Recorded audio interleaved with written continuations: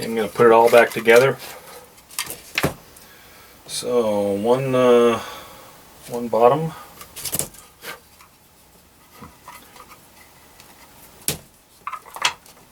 two bottom, the bus bars,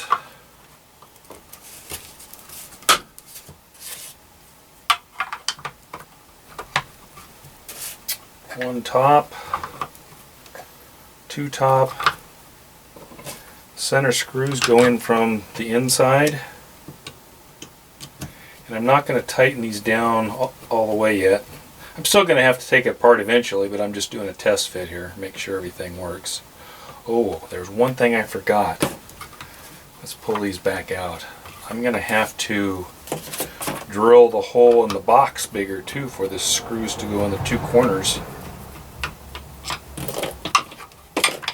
Let me take care of that and I'll come back.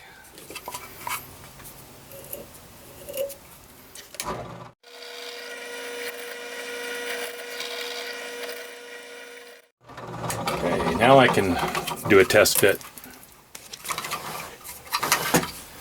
Okay, let's try this again. So one bottom, two bottom, bus bars,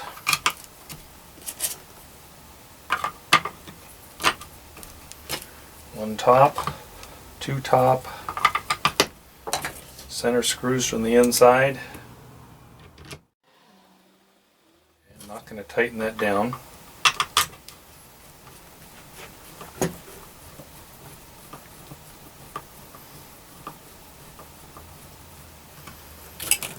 Corner screws from the back side.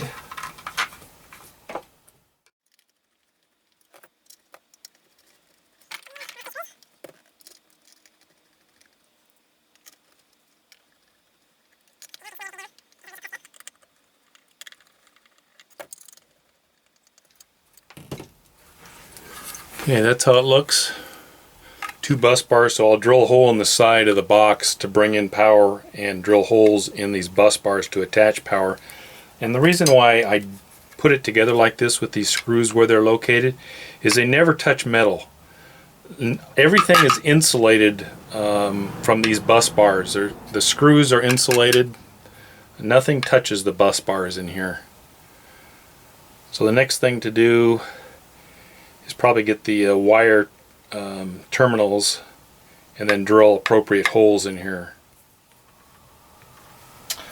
I'm trying to figure out how I'm going to attach the wire inside of here, and I think what I'm going to do is go ahead and drill a few holes and put 1032 screws in there for multiple places to connect. And then this is the wire I'm going to connect everything with. It's real heavy. It's 6 gauge welding wire, and I have a couple different size lugs, and the reason I've got different size is because of the hole size in here. I want to get it fairly close. This one's too big for most of the connections, and also the diameter where the wire goes in is pretty large. This one with the smaller hole has a diameter that's the right size for 6 gauge. So I know I'm going to have to use this lug on at least one of the connections. I want to use this lug on all the other ones. So first thing I'm going to do is drill holes for the screws, and I think I'm going to tap it so I can put the screw in, and then when I cinch it down from the top, I don't need a nut on the top of this bar. I can connect the lug so it sits directly on this bus bar. I went ahead and drilled and tapped the holes here, and I think before I put these in here, I'm going to put them in with a little lock washer on the bottom side of it. But I think before I do that, I'm going to put some dielectric grease on here, which will help prevent any oxidation, and will also allow this so it doesn't gall and get caught in there. So if I want to take it out later, it'll work. So I'm going to have to run inside and get that dielectric grease. Got the dielectric grease here, and I'm going to just take and put some on this stick.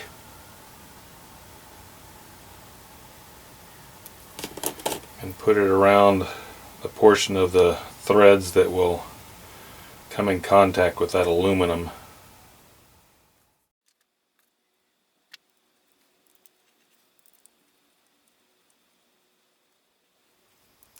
Okay, so I'll do that to all 6 holes, and then just to give you an idea, once they're in place, a lug can go on with a nut over the top to hold it in position. And I may put a lock nut on there as well, I'm not sure. So it'll look something like that. Okay, everything's reassembled. I went ahead and put the screws on. The nuts are on there temporarily until I put a lug on. I put one lug on here to kind of show you what it's going to look like. It's going to be a tight squeeze. I'm going to have to run, bend the wire to come out the side here, but it'll work fine. I just don't want to risk shorting the 2 bars out. I'll probably end up marking one positive and one negative so that you can make sure that you're not hooking it up with a reverse polarization. Anyway, that box is pretty much done, other than to drill some holes in the side to have the wire entry points. I'm going to go ahead and put one of these lugs on the end of one of the wires here. One thing I did though, I'm going to crimp this on the best I can. I don't really have a crimping tool, but I went ahead and drilled a small hole in the lug because I'm going to crimp it on and then I'm going to solder it as well. So I've stripped back the wire enough to get this lug on, and hopefully I can get all the wires in there without bending one back. There, I got it. I'm going to crimp it on.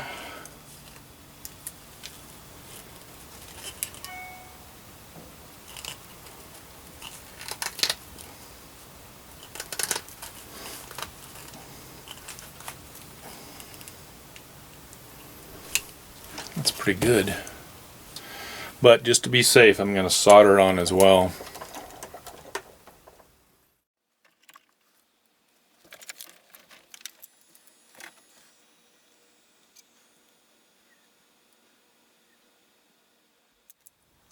Takes a lot of heat to heat this thing up because that wire is so big.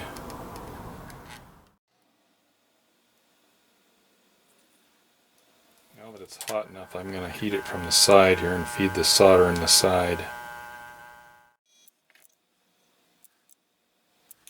That's probably enough. Okay, the first one's hooked on and ready to go. I'll end up cleaning this flux off of here when it cools. Just to show you here, I went ahead and drilled a couple holes for the access for the power leads, and I made it large enough that these lugs can fit through there. I've gone ahead and created a bracket from my cardboard template to hold the fuse block, so this is going to mount up under the hood. And then I went ahead and hooked on the power leads that will go to the distribution block. So this I'm going to call bus bar box. So the power will come into here and then go out to that distribution box. So this is the next thing to get installed. So I'm going to go drill some holes underneath the hood and attach this and then hook up wires to it. I'm just looking where I'm going to place this fuse block, and I'm going to bolt it onto this tab here. There's an existing hole right here, so I'll probably utilize that. Put it right here, so I'm going to have to drill one more hole. There are a few spot welds here, so I'm going to go between those spot welds. So I think I'm going to go about there with the first hole. I'm going to go ahead and center punch where I'm going to put the hole. Drill a hole there and then mark the holes on this and drill them separately.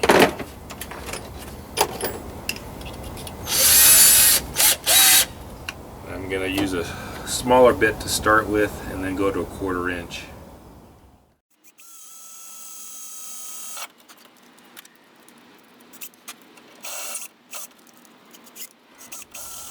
Okay, hole is drilled. So let me put fuse block underneath there, and I'll mark where it's where I think it should be. I'm going to mark both hole locations. This hole on the right that's already there is kind of big, so I'm going to have to use a washer. So I'm going to drill these off camera and then come back. I've got the holes drilled in the bracket, and I'm going to go ahead and bolt this on. And I'm going to put a lock washer on the bottom side to help prevent it from coming loose.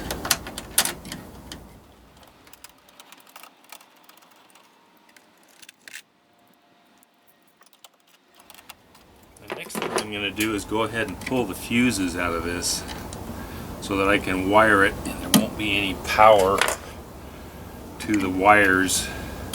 If I hook something up while I'm working, I just want it to be dead. Okay, so the next thing I'm going to do probably is go ahead and hook the first wire from the battery over here. I've got the wire here and I've got the lug on one end, so I'm going to go ahead and just kind of position it in place here and leave myself a little bit of slack so that it's got some movement, and cut this off. Right about there, I think, is where it should be.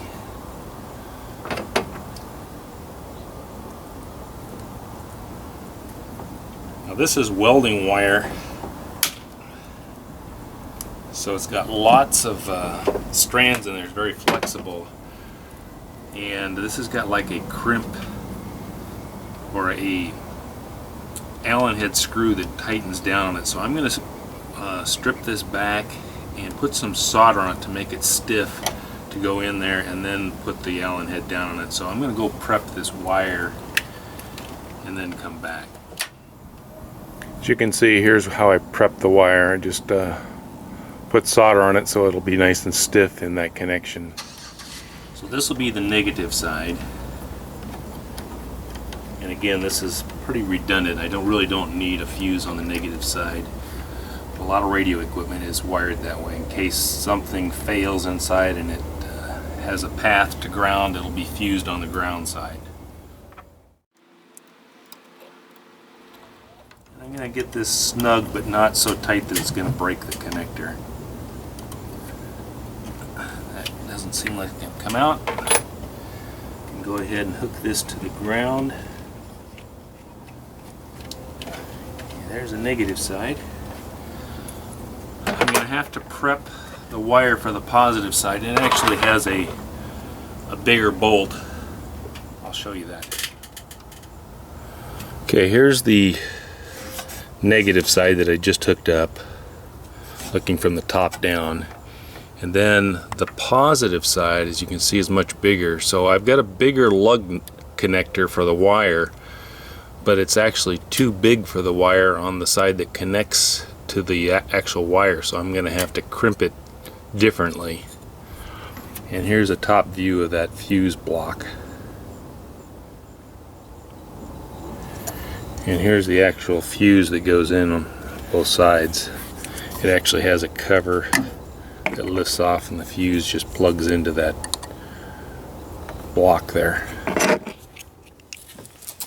I'm going to go ahead and put this bigger connector on. I went ahead and drilled a hole in the front of it so that I can put solder in there once I crimp it on. Okay, I've got the wire prepped for the positive side here. And there's this insulated cover, so I'm probably going to have it come out one of the slots in the back. And I'm going to measure about the way I want it. I think I'm going to have it kind of route around this fuse panel and over here. I'm not going to touch it to that. So it's going to be about that long. I cut this off and prep this wire to go in the fuse block, and then I'll come back. I prepped the wire, and I went ahead and put a piece of heat shrink tubing on the end of it with a positive sign so we know that this is the positive lead. Before I hook it on the battery, I'm going to hook it on this terminal so that there's no possibility of the loose end of the wire hitting something while it's live. Wouldn't want it to short out before I ever get it hooked up.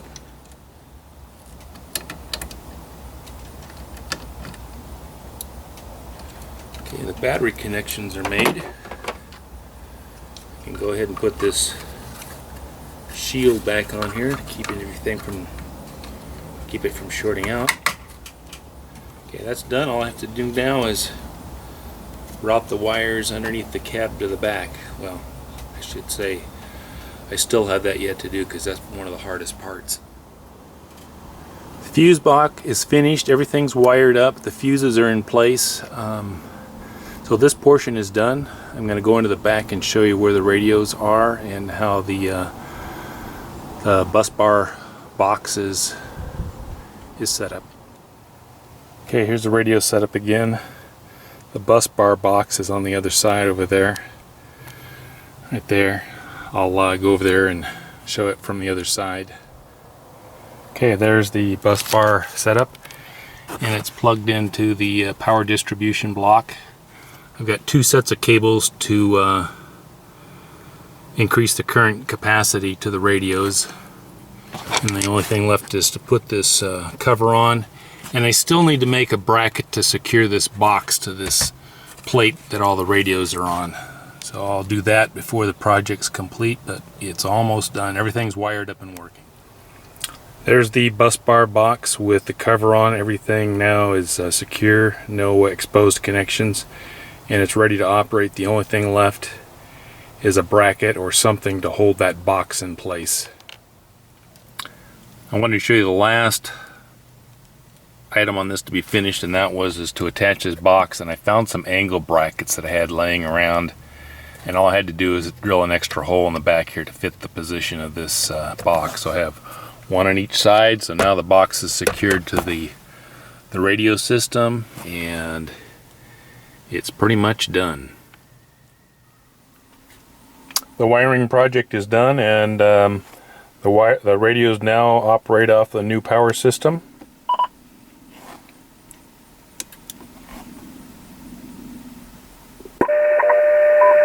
And everything seems to be working properly. That's it. Thanks for watching.